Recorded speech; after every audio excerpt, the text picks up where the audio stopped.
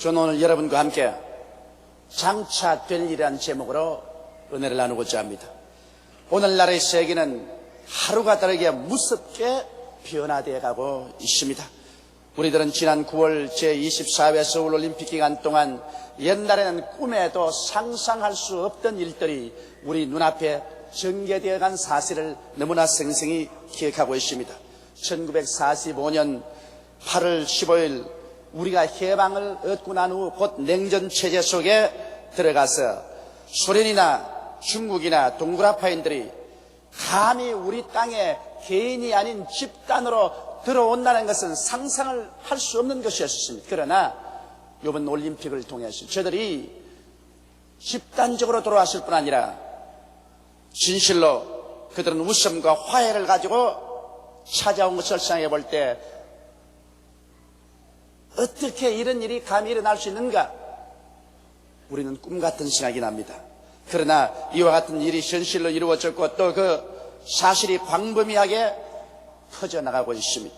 올림픽 후 우리 국가나 국민은 더욱 자신을 얻었고 찬란한 미래에 대한 희망찬 기대를 한 사람도 빠짐없이 다 가지고 있습니다.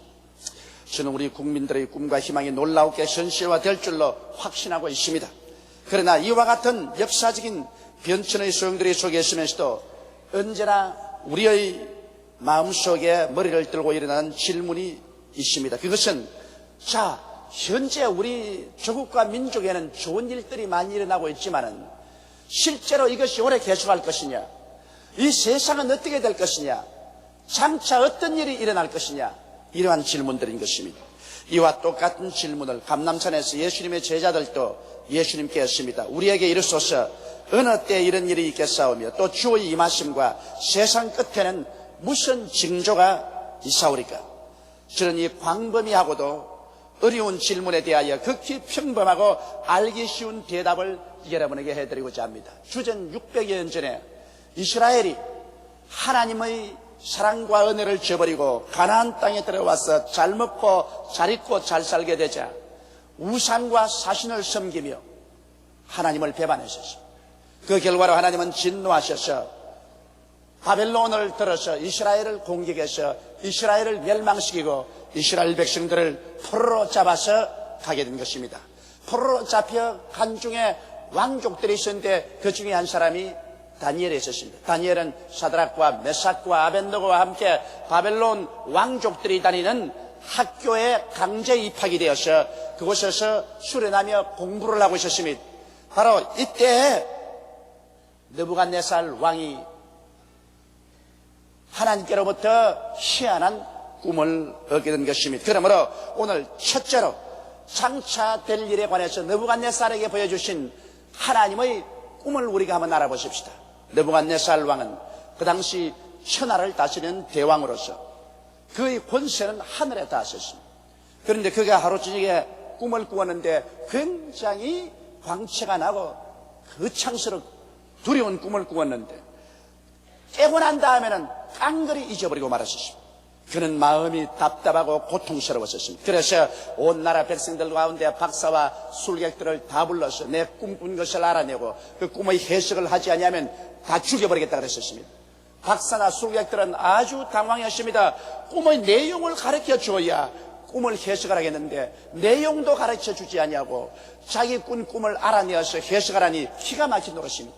그런데 다니엘과 사드락과 메삭과 아벳느고가 하나님께 간절히 기도할 때 하나님께서 다니엘에게 느부갓네살 왕이 꾼 꿈을 보여주시고 그 해석을 보여주셨습니다. 그래서 다니엘이 느부갓네살 왕에 가서 말했습니다. 대왕이여, 대왕께서 밤에 주무실 때 내 속에 바른 꿈은 이러합니다. 대왕이 거대한 신상을 보았는데 그 위강이 찬란하셨습니다. 그 머리는 정금이요, 가슴과 팔은 은이요, 그의 허리는 동이요, 아랫도리는 철이요, 철각 밑에는 열발꾸락이 있는데 열발꾸락은 어떤 것은 철이요 어떤 것은 흙으로 섞여서 있는데 갑자기 손으로 뜨지 아니한 돌 하나가 하늘에서 소용돌이 치면서 내려와서 그 우상을 때리며 금과 은과 동과 철과 진흙이 다 타작마당의 겨와 같이 풍지박산하여 날아가고 그를 쳐서 파산시킨 그 돌은 천하에 가득하게 된 것을 보았습니다. 왕이 그 말을 듣자 무릎을 쳤습니다. 정말 자기가 꿈에본 그대로거든요. 그때 다니엘이 말하기를 그 해석은 이러합니다. 왕이여, 왕이 본 그 정금머리는 다른 분이 아닌 바로 느부갓네살 왕 당신입니다. 왕의 지금 절대 전제 독재권은 황금과 같습니다. 얼마나 절대 권력을 가졌든지 모든 인생과 공중에 나는 새와 땅 위에 있는 짐승들까지라도 왕이 죽이고 살리는 권한을 가지고 있습니다. 그러나 왕의 다음에 일어날 나라는 왕처럼 정치적인 전제 군주적인 주권은 그렇게 강하지 않지만은 은과 같은 나라가 나라는 것입니다. 은은 금보다 강한 것처럼 그 나라의 군대는 확실히 더 강한 힘을 가지고 있을 것입니다. 그렇게 예언했습니다. 다니엘이 예언한 것처럼 정금머리인 이 느부갓네살 왕은 주전 606년에서 583년까지 그 나라가 존속했는데 바벨론은 23년간 나라로 존속하고 난 다음에 메대와 파사 연방국의 침국을 받아서 침몰하고 말한 것입니다. 그래서 메대와 파사는 은으로 된 가슴과 팔로 된 나라인데 이 나라는 주전 583년에서 380년까지 약 203년간 메대와 파사 두 연방국에 의하여 지배되었습니다. 그러나 은으로 표시된 것처럼 전제 군주적인 권한은 바벨론 나라처럼 강하진 않았지만 그러나 은은 금보다 강합니다. 바벨론 나라보다도 훨씬 강한 군대력을 가지고 바벨론을 정복한 것입니다. 그러나 그 다음 나라는 동과 같은 나라가 일어난 것입니다. 여러분, 동은 은보다도 확실히 질이 낮습니다. 그러나 전제 군주적인 힘은 약할지라도 동은 은보다 강합니다. 그 군대의 세력은 은보다 훨씬 강했었습니다. 동의 나라는 어떤 나라냐? 바로 마게도니아의 빌립 왕의 아들 알렉산더 대왕이 이끄는 나라인 것입니다. 이 알렉산더 대왕은 주전 380년에서 323년 약 63년간 헬라 나라를 세워서 다스렸었습니다. 그러나 알렉산더 대왕이 죽자 헬라 나라는 네 나라로 나누어져서 있다가 나중에 그보다 못한 철의 나라에 강점당하고 말한 것입니다. 철은 질적으로 동보다는 훨씬 못합니다. 임금이 다스리는 전제 군주력은 약하지만 그러나 철은 군대력이 한없이 강합니다. 철 앞에 동은 박살이 나는 것입니다. 바로 주전 30년에 알렉산더 대왕의 사후에 네 나라로 쪼개어졌던 왕국이 로마에 의해 병탄되고 말한 것입니다. 로마는 주 364년까지 온 서구를 통합했었습니다. 그러나 주 364년에 동서로마로 갈라져서 동로마는 히랍 정교회로 서로마는 카톨릭으로 뭉쳐지고 말한 것입니다. 그런데 그 로마의 후예로서 열발꾸락이 남았습니다. 이 열발꾸락은 반은 철이요 반은 흙인데 철과 흙이 서로 섞여서 한 나라가 되어 있었습니다. 그리고 다른 민족들이 서로 섞여서 하나로 되려고 애를 쓰고 있었습니다.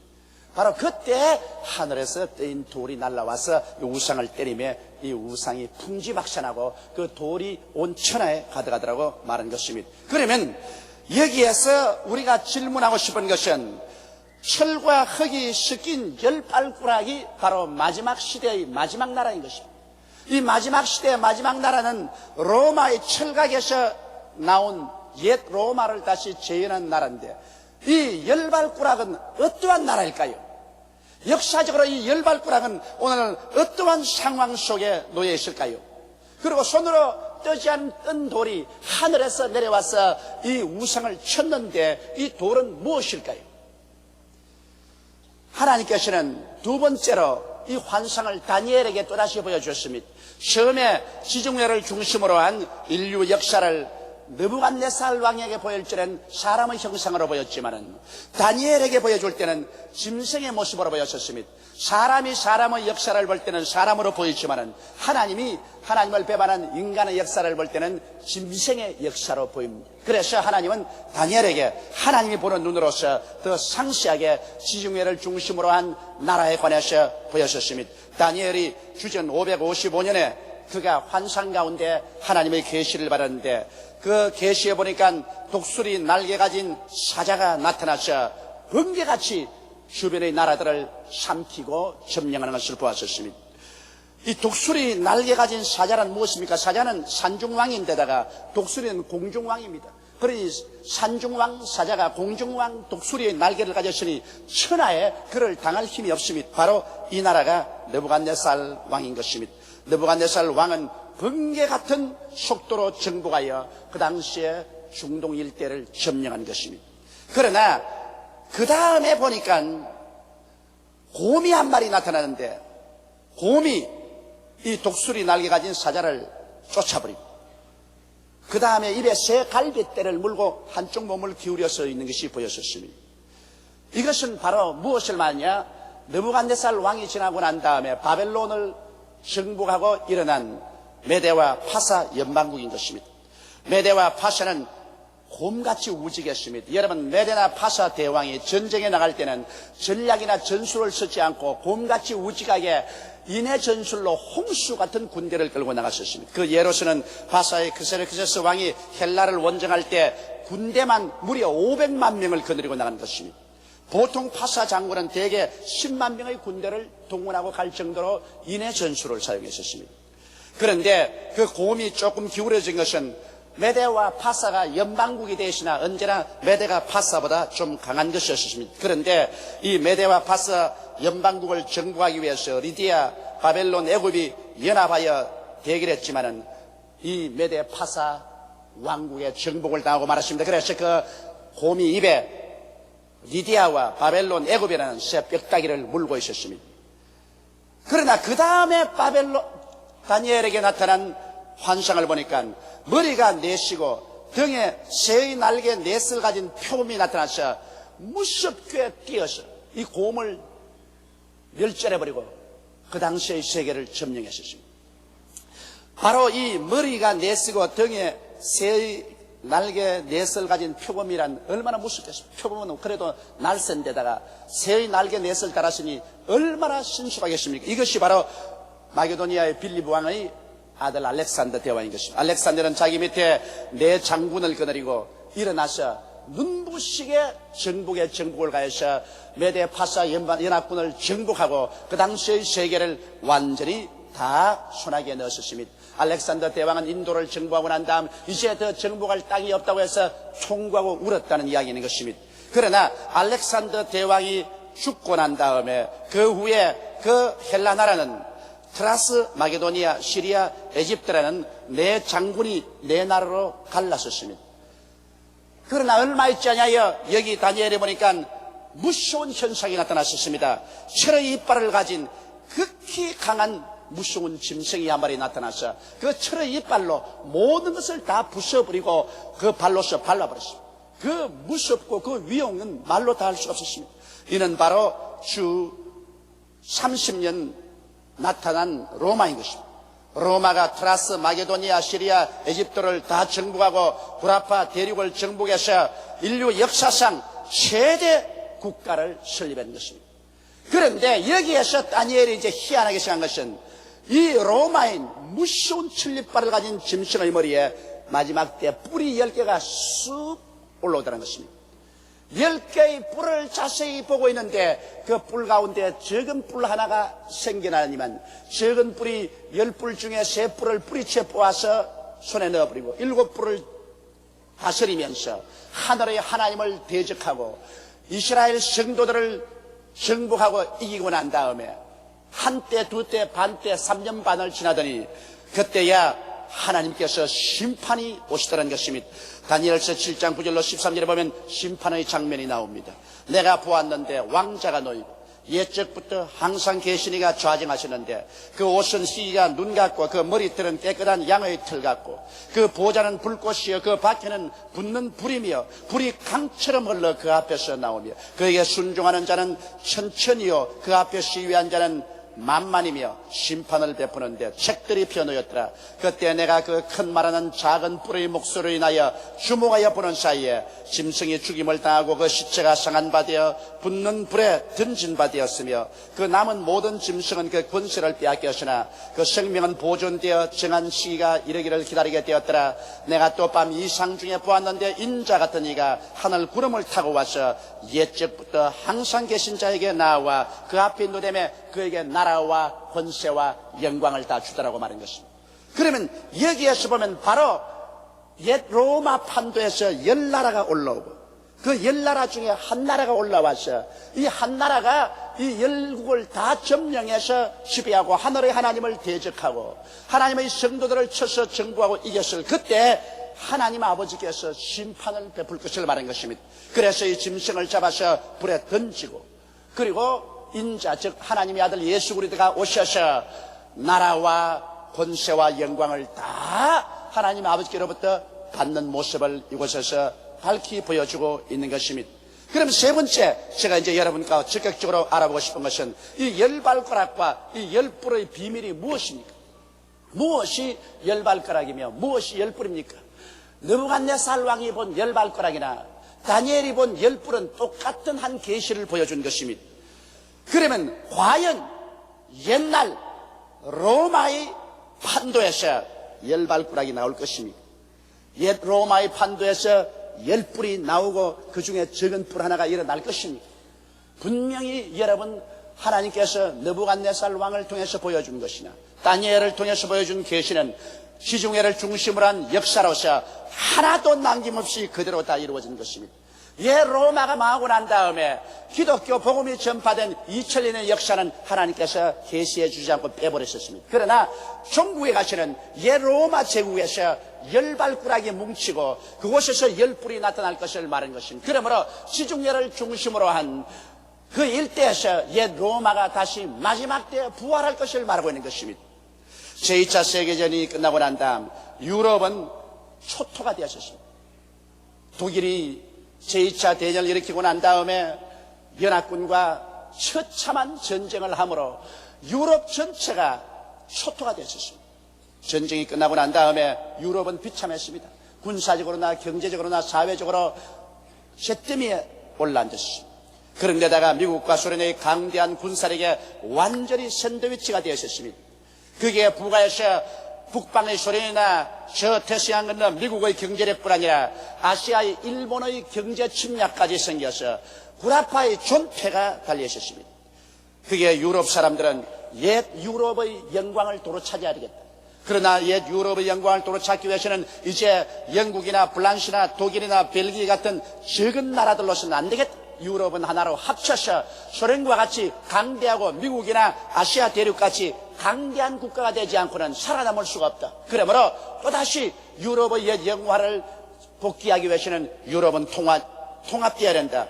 이러한 기운이 굉장히 일어났었습니다. 그래서 유럽 통합은 제일 처음 경제적으로부터 시작이 된다 해서 1958년 이 시를 창설했습니다. 즉 유럽 공동시장 결성으로 경제연방을 형성했습니다. 사람이 경제적으로 하나가 되면 차후에 사회적으로 정치적으로 하나로 뭉칠 수가 있다고 해서 경제적인 연방을 먼저 시작한 것입니다. 그래서 꾸준히 여러 가지 만난을 무릅쓰고 유럽은 경제적인 통합으로서 점점 전진해 나갔었습니다. 그러다가 1986년 2월 헤이그에서 유럽 통합기구 안에 있는 12개국이 모여서 헤이그 조약을 맺었습니다.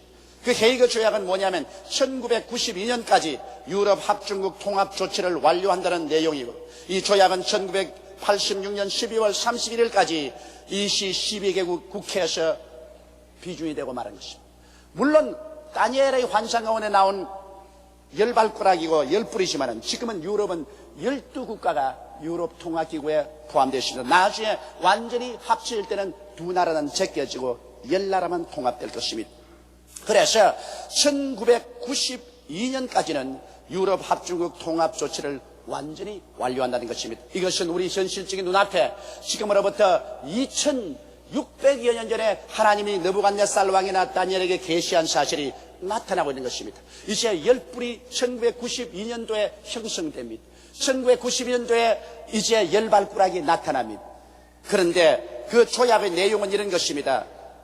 1992년도에 가시는 유럽 12개국 간에 각 회원국 국민 및 생산품이 종전의 어떠한 장벽이나 제한 없이 자유롭게 왕래한다. 유럽 연방국 내에서 생산한 것은 관세 장벽도 없이 아무데나 가서 팔고 장사할 수 있다는 것입니다. 회원국 국민들은 이시명칭의 단일 여권을 사용한다. 영국이나 독일이나 다른 나라 특유의 여권이 필요 없고 유럽 연방국에서 발행하는 여권 하나를 가지고서 유럽 국민들은 해외여행할 수 있다. 고용, 취업 등의 국경의 제약을 철폐하여 노동시장을 완전히 자유화한다. 일거리를 찾는 사람이 자기 나라를 떠나서 이웃 나라에 아무런 국경의 제한 없이 우리나라에서 경상도에서 전라도로 충청도로 경기도로 오는 것처럼 아무런 장애 없이 그들은 가서 고용할 수 있고 그곳에서 살 수가 있다는 것입니다. 장기적으로 유럽 의회를 통해 이시 단일 대통령을 선출한다. 그러고 난 다음에 이시 12국이 합쳐서 이시 12국을 통치하는 단일 대통령 10뿔 속에서 적은 뿔을 그곳에서 선출해낸다. 그리고 현재 금융기관의 환전수단으로 사용하고 있는 유럽 통화단위를 이시 내에서는 일상생활 화폐로 사용하도록 한다. 이것은 말하면 돈을 이제는 통일한다. 생각해 보십시오. 중국이나 한국이나 일본이 통일한다면 우리가 화폐를 한 화폐로 쓰는 것처럼 유럽 공동체 내에서는 이제 돈을 하나의 돈으로 쓴다. 이로써 유럽은 제2의 통합 유럽의 발판이 마련된 것입니다.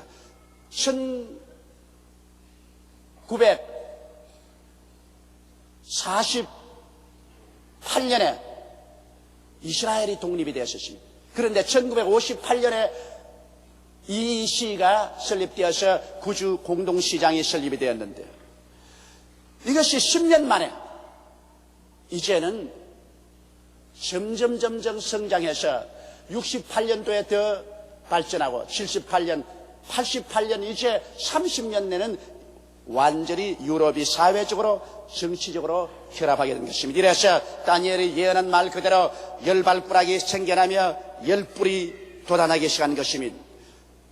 이때가 바로 열발가락과 열뿔의 시대이며 유럽 합중국 대통령이야말로 성경에 예견된 작은 뿔이 솟아오르는 것입니다.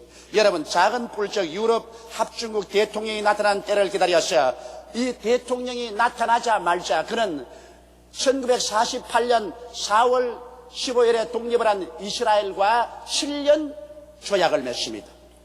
바로 유럽 합중국 대통령이 이스라엘과 7년 조약을 맺는 그것을 전후해서 7년 환란이 시작되는 것입니다. 바로 그와 같은 계약이 맺어질 때 성경대로 교회는 하늘로 들려 올라가게 되는 것입니다.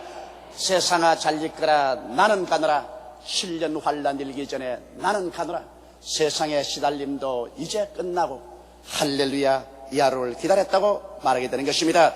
이와 같이 교회가 들려 올라가고 난 다음에 7년 환란 시작의 3년 반 동안에 이 유럽 대통령은 완전히 유럽을 자기 손에 넣습니다. 세 나라를 뿌리째 뽑아서 자기 직하에 넣고 7나라를 완전히 손아에 넣고 그 다음에는 후 3년에는 세력이 막대해짐에 하나님을 대적하고 이스라엘을 방명하는 운동을 시작해서 3년 반 동안 지납니다. 그러나 그 위에 하나님의 심판이 다가오는 것입니다. 다니엘서 7장 23절로 27절에 보면 모신자가 이처럼 이르되 넷째 짐승 곧 땅의 넷째 나라인데 이는 모든 나라보다 달라서 천하를 삼키고 밟아 부셔뜨릴 것이며 그 열뿔은 이 나라에서 일어날 열왕이요 다시 말하면 로마 판도에서 일어날 열왕이요 그 위에 또 하나가 일어나리니 그는 먼저 있던 자들과 다르고 또 새 왕을 복종시킬 것이며 그가 장차 말로 지극히 높으신 자를 대적하며 또 지극히 높으신 자의 성도를 괴롭게 할 것이며 그가 또 때와 법을 변개코자 할 것이며 성도는 그의 손에 붙임받아 한 때와 두 때와 반 때를 지내리라. 그러나 심판이 시작된 적 그는 권세를 빼앗기고 끝까지 멸망할 것이요 나라와 권세와 온 천하 열국의 위세가 지극히 높으신 자의 성민에게 붙임받으리니 그의 나라는 영원한 나라이라 모든 권세 있는 자가 다 그를 섬겨 복종하리라 하였더라. 할렐루야. 그러면 여러분 오늘날 장차 이 세상에 어떤 일이 일어나겠습니까? 그런 질문을 한 사람들에게 하나님의 성경은 너무나 역사적으로 명명백백하게 대답해주고 있는 것입니다. 여러분과 나의 사는 이 대한민국은 하나님의 축복으로 말미암아 번영 일로에 놓여 있지만은 이와 동시에 지금 구라파는 1992년도까지 열발가락과 열뿔이 완전히 정비되는 것입니다. 이제 구라파는 이 1992년을 향해서 줄기차게 달려오고 있습니다. 1991년이라 해봤자 앞으로 4년밖에 더 남지 않았습니다. 4년 후에 구라파 연방이 조직되면 그 구라파 연방에서 언제 구라파 연방 대통령을 선출할지 모릅니다. 10뿔 중에 한 뿔이 언제 일어날지 모르는 것입니다. 그래서 그 대통령이 일어나서 자기의 주권을 확보하고 난 다음 이스라엘과 7년 계약을 맺을 때 그때는 교회는 이 지상에서 끝이 나는 것입니다. 정말 그런 일이 일어날까? 여러분 5,000년 역사를 지나면서 우리 한국에서 올림픽이 올 줄을 누가 꿈꾸었습니까? 6.25 사변의 초토화된 땅 위에서 남북이 대치된 이 나라에 옛날에 올림픽이 온다고 말했다면 웃기는 소리 하지 말라고 했을 것입니다. 그러나 그 올림픽은 왔고 그 올림픽은 지나가고 대성공을 가져왔습니다. 과연 주 예수께서 강림하실 것이냐? 여러분 성경은 이미 구라파가 열발가락과 열뿔 시대가 오고 그곳에 적은 뿔이 일어나거들랑 때가 마지막 온 줄 알고 가르치고 있는 것입니다. 그리고 우리 눈앞에 역사적인 현실이 이루어지고 있는 것입니다. 이것을 보고 이것을 듣고도 모른 체 한다면 이야말로 구제 불가능한 것입니다. 이제 여러분과 나는 이 땅의 역사의 마지막을 살아가고 있는 것입니다. 주님 오실 날이 가장 가까워진 마지막에 살고 있는 것입니다. 우리는 알고 지나가야 되는 것입니다. 그래서 세계가 어느 방향으로 흘러가고 있느냐, 국제 정세가 어느 방향으로 향해서 가고 있느냐를 알고 주님이 언제 이 땅에 오실 것이라는 그 대략의 때를 알고 잠에서 깨어 일어나서 열심으로 기도하고 열심으로 전도하고 준비했다가 그 날이 오면 한 사람도 남김없이 하나님 앞에 설 수 있게 되기를 주님의 이름으로 축원합니다. 다 같이 고개 숙여 기도드리겠습니다. 전능하시고 거룩하신 우리 아버지 하나님, 우리는 어두움에 속한 자녀들이 아니고 빛에 속한 자녀들입니다. 성경의 밝은 빛을 통해서 우리의 앞날을 바라볼 때 우리 앞에 다가올 일들을 우리는 너무나 분명히 알 수가 있습니다. 하나님, 우리 아버지께서는 2600여 년 전부터 시작해서 또한 2000년 전 요한계시록을 통해서 장차 될 일을 우리에게 소상히 보여준 것을 생각할 때 감사합니다. 내 아버지 하나님이 예언한 그대로 역사는 진전돼가고 지중해를 중심으로 한 하나님의 예언은 오늘날 성취돼가고 있습니다. 내 아버지 하나님이시여, 그러므로 지금은 잘 때가 아니요 깨어날 때요, 기도할 때요, 힘써서 복음을 전할 때요, 하나님 나라를 위해서 애쓸 때가 왔습니다. 내 아버지 하나님이 원하오니 이러한 때에 우리가 잠에서 깨어나게 도와주시옵시고 인본주의를 떠나서 하나님 중심의 삶이 시작되게 도와주시옵소서. 우리 주 예수님 이름으로 기도드리옵나이다. 아멘.